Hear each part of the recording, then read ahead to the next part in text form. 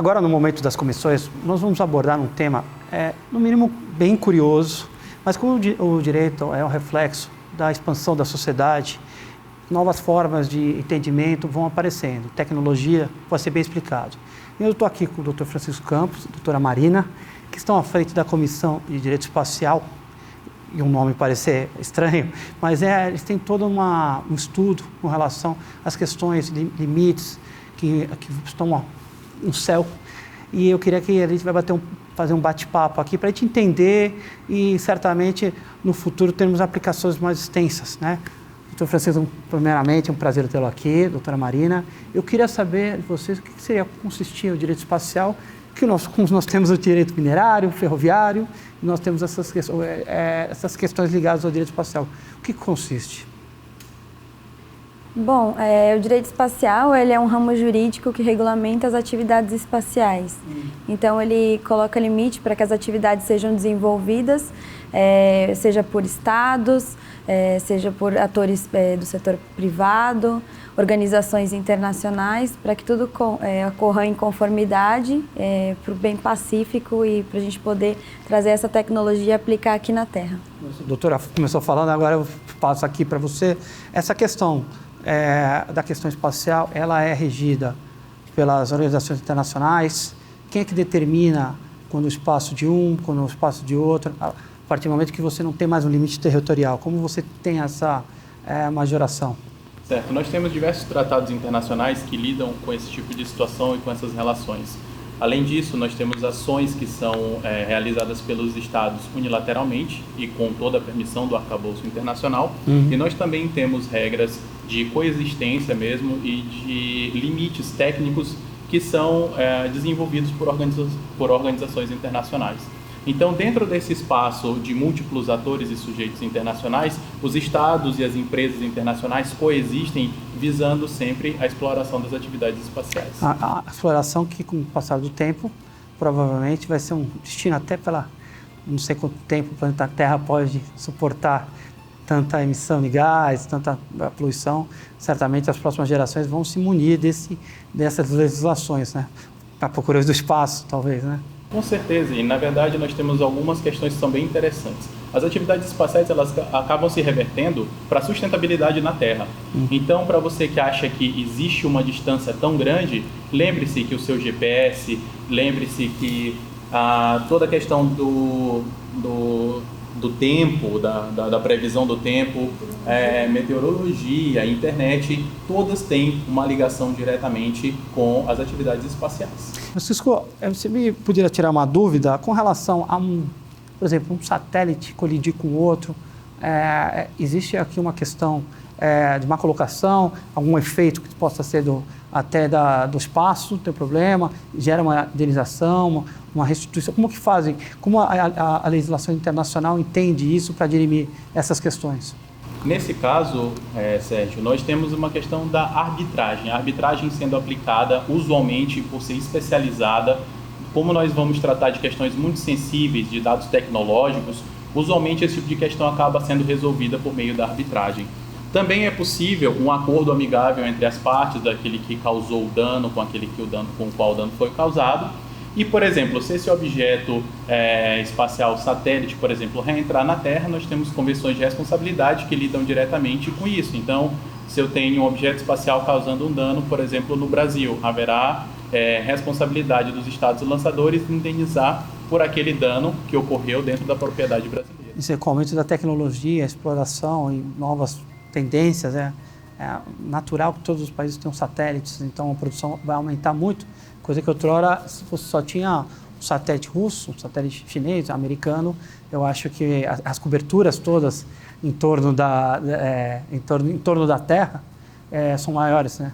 Então, passíveis de acidentes. Então, é importante isso. Eu queria perguntar para a doutora Marina, nós estamos falando aqui de exploração, como que está a questão brasileira com relação à exploração, produção? Eu sei que o Brasil se joga de vez em quando aí, temos aqui bases, né? O Brasil já se colocou, tivemos uma astronauta hoje que é ministro da ciência, que já também saiu de órbita, né? Foi para o espaço. Como o Brasil está e como que é essa vida útil aí para as pessoas ligadas a essa questão?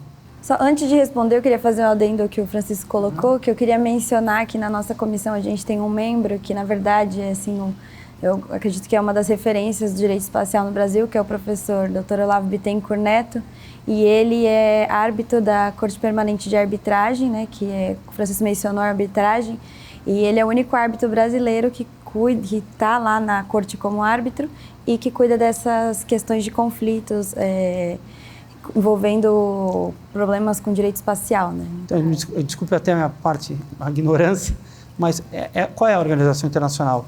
Qual é o órgão que você tem esses tratados são regidos por alguma ordem? Não é pela ONU? Da onde sai essa... Então, dentro do direito espacial, a gente tem o Comitê das Nações Unidas para o Uso Pacífico do Espaço, o COPUS. Ele foi criado em meio a um conflito de guerra, né, um contexto de guerra, durante o período da Guerra Fria, logo após a Segunda Guerra Mundial, que foi quando começaram a se desenvolver as tecnologias espaciais. Então, como as atrocidades, né, cometidas na Segunda Guerra Mundial ainda estavam muito latentes na sociedade, as pessoas tinham muitas preocupações de que uma terceira guerra mundial pudesse acontecer. Então, a princípio, quando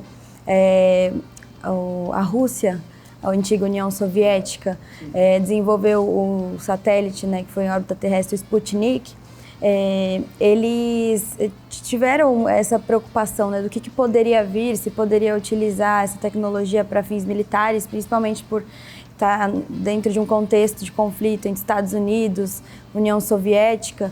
E aí eles foram discutindo o Comitê de Desarmamento das Nações Unidas, né, o que poderia ser feito. E aí eles tiveram a ideia, né, decidiram, através de várias deliberações que eles tiveram, criar o Comitê das Nações Unidas para o Uso Pacífico do Espaço. Então, lá a gente tem um subcomitê técnico e um subcomitê jurídico. O subcomitê jurídico discute essas questões relacionadas com legislação, pautas que envolvem regulamentação, e o técnico é mais a parte científica. Então, assim, no seio, né, dessa organização internacional surgiram os tratados, como o Francisco mencionou, a Convenção de Responsabilidade, Tratado do Espaço Exterior. A questão, principalmente após a Segunda Guerra Mundial, mas principalmente no final dos 70, começo dos anos 80, era chamada Guerra nas Estrelas, né? Não é referência ao filme, não. Na verdade, Guerra nas Estrelas era a Guerra Fria, né? E que os americanos e os soviéticos, então soviéticos, eles tinham programas fortes com relação a isso. E todo mundo, lançou a semana que vem, vamos lançar o outro.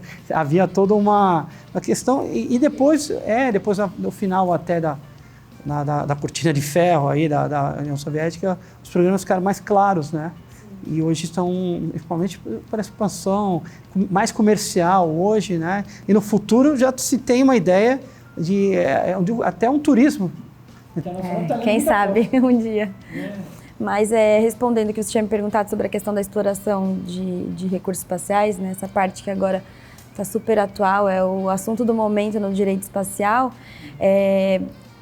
como você mencionou, um avanço, né, porque antigamente era mais para fins militares que se utilizava as atividades espaciais, e hoje não, a gente já tem a introdução de novos atores. Então, por exemplo, o setor privado, a parte acadêmica, que a Universidade Católica de Santos participou de um grupo de governança global que formulou uma regulamentação que vai ser apresentada nesse Comitê das Nações Unidas para o Uso Pacífico do Espaço sobre a exploração de recursos espaciais. Então, assim, é o assunto do momento.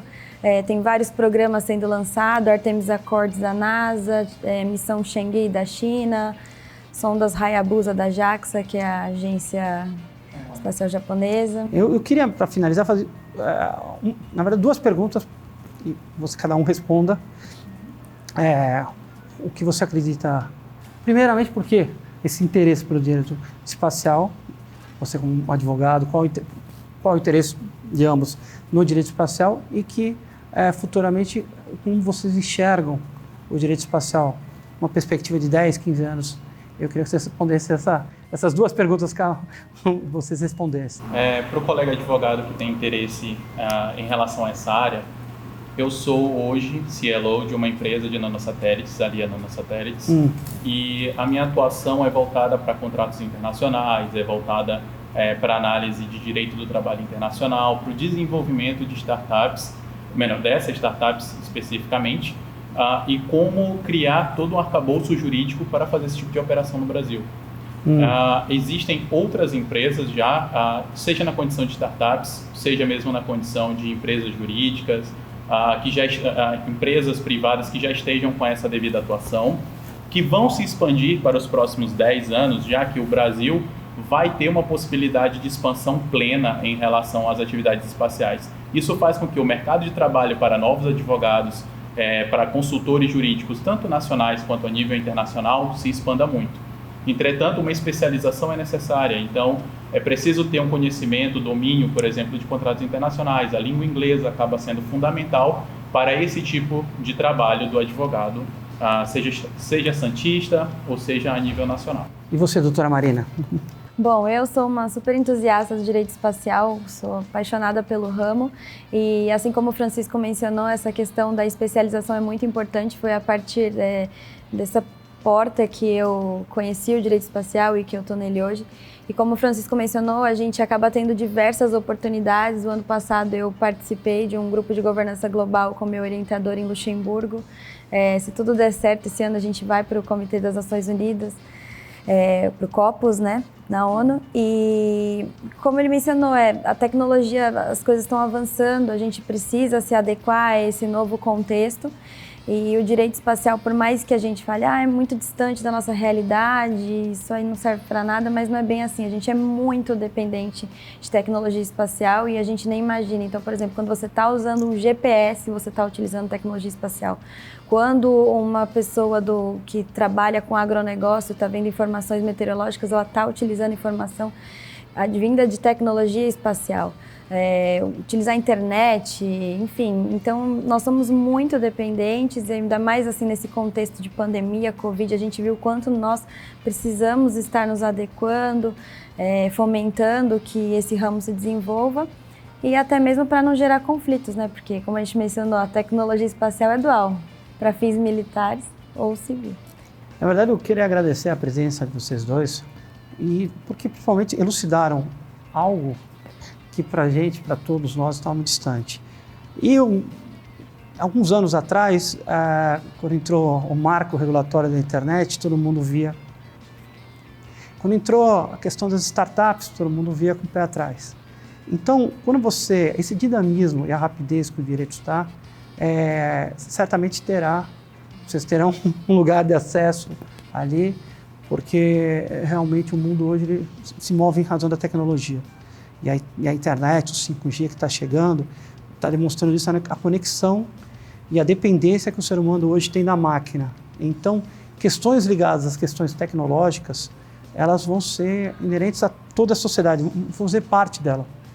Então, eu queria agradecer a presença de vocês aqui, convidando as pessoas a participarem da comissão para poder participar de um novo campo, uma nova perspectiva, principalmente para o jovem advogado, uma nova perspectiva de carreira dentro da área jurídica, que é que os dois jovens aqui estão apresentando. Obrigado pela presença.